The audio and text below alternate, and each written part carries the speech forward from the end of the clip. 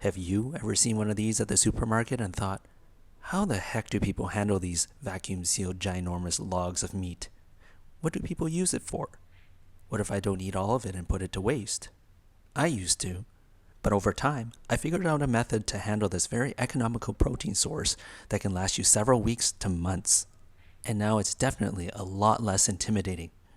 Hi, this is Herb. I'm an avid home cook, a father of 2 young kids with a full-time job, so I'm all about finding ways to make life more easy and efficient in the kitchen, and I'm here to share some of those tips and tricks with you. Today we're going to be going over the boneless pork loin and how I prepare and store this big slab of protein and various ways in which you can use it as well. So let's just get right into it. Disclaimer, I'm not a butcher, but I've bought several of these over the years, so I figured I'd share how I go about preparing and storing this behemoth in a way that makes it convenient for cooking with a busy schedule. Here I've cut the vacuum sealed package and I'm sliding out about a quarter of the loin, for which I'll cut into small segments and then put them aside so I can wash them because I have no idea who has handled them before. And I'm cutting them into smaller segments so then they're easier to handle and I don't have to worry about as much of the meat juice dripping everywhere. Next, I trim off the silverskin off each piece, as well as any extra fat that I don't want. Silverskin is that thin membrane of connective tissue that you're likely to find over large cuts of meat.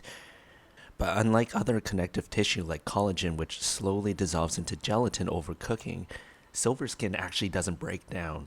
And unfortunately, when it's left on the meat and when it's cooked up, it tends to be chewy and quite tough and can also make the meat curl up. So I usually try to get rid of it if I can.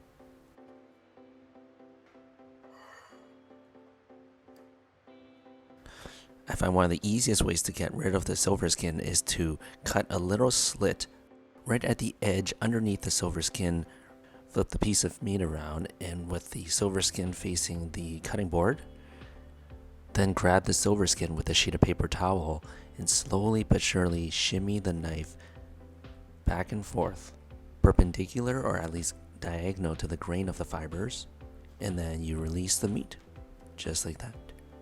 It doesn't come out perfect all the time, but when it does, it feels good. We're not running a Michelin star restaurant or anything here, so it's okay if you leave a little bit if you're finding that it's taking too much time. The goal here is to do it under 20 minutes.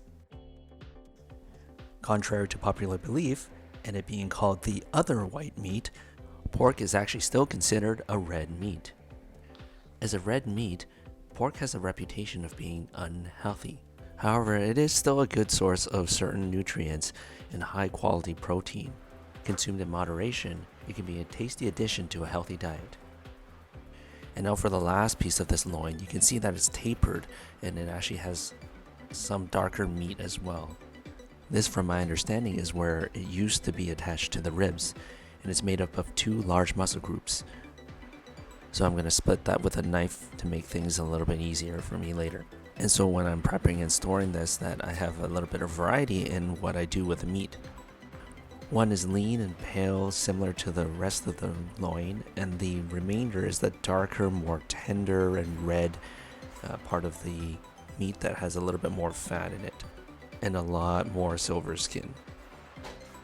And it's time to wash the meat.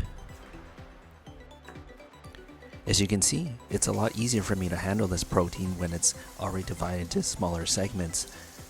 I don't have to wrestle with the whole log all at once, and there's no meat juice flying everywhere.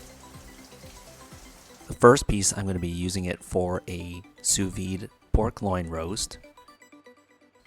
The second piece, I'll be dividing up into pork chops. Here I'll be cutting them in roughly about 2 centimeter thick slices, which I'll then season and then freeze for easy access throughout the week.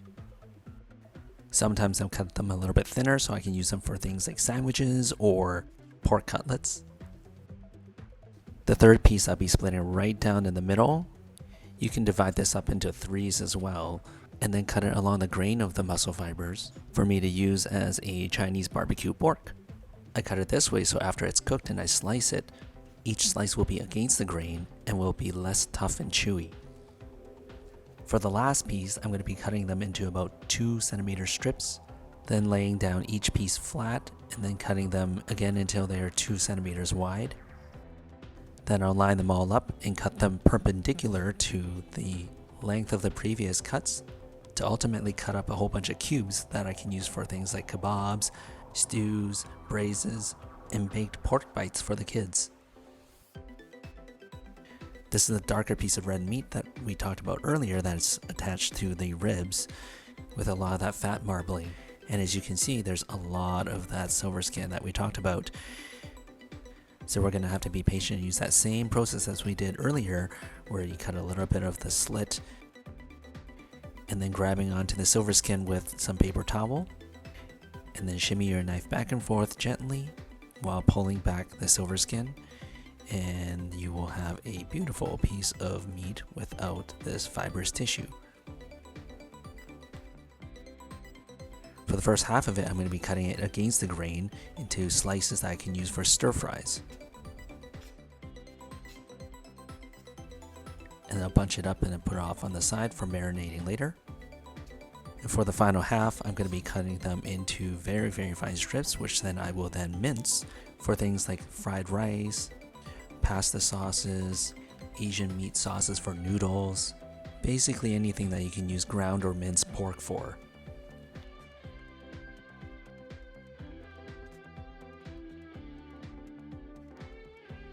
Here I'm lightly seasoning with some garlic powder and some kosher salt. And then I'll flip it around and then work it into the meat. Roll it all up into a ball and put it off to the side. Then grab the sliced pork and do the same thing with the kosher salt and garlic powder. Try to season all the surfaces if you can. Roll that all up and then put it off to the side. Do the exact same thing with the diced pork. Mix, mix, mix. And put that off to the side as well. Do the exact same thing with the pieces that I'll be using for the Chinese barbecue pork. Normally I'll try to have the marinade all prepared up for the barbecue pork, but I didn't have all the ingredients this time around, so I'll just have to wait until I have the fermented bean curd that I want to use. But I can still do this beforehand to make sure that the pork tastes really good regardless. I seem to have lost the video footage of me doing the same exact thing with all the pork chops, but I don't think you need to see that. This is the very last piece, which is the one that I'll be sous videing. I always like to make sure I have a very, very generous coating of both kosher salt and garlic powder so it can penetrate and permeate through the entire thickness of this piece of meat. Here I've lined 2 baking sheets with parchment paper, and I'll be resting all the pork chops, the diced pork, the ground or minced pork that I'm not going to be cooking for today separately from each other so they don't end up clumping in the freezer, because that to me is one of the most annoying things in the kitchen. With the diced pork, I'm portioning them out by roughly 2 adult servings per clump. I seem to have lost the footage, but I ended up vacuum sealing the sous vide roast and putting everything else in the freezer as well.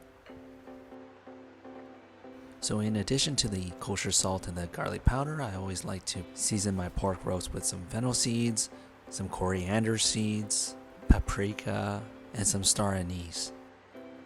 I'll then place the whole thing into a sous vide bag with some olive oil and then seal it using a vacuum sealer. Cover everything with saran wrap and put it in the freezer.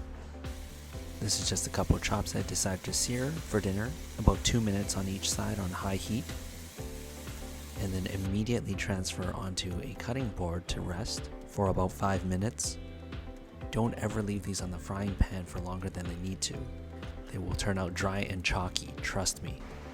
And after about 5 minutes, you can see that the slices are very, very juicy still. The slices on the right hand side of the screen are extra thin for the kids, but unfortunately I lost the reaction footage for the kids this time around, but hopefully it won't go missing next time. I hope this video gives you some inspiration and some confidence on how to tackle this big slab of protein. And leave a comment if you have any tips and tricks of your own as well. Until next time, thank you all for watching, and we'll see you in the next one.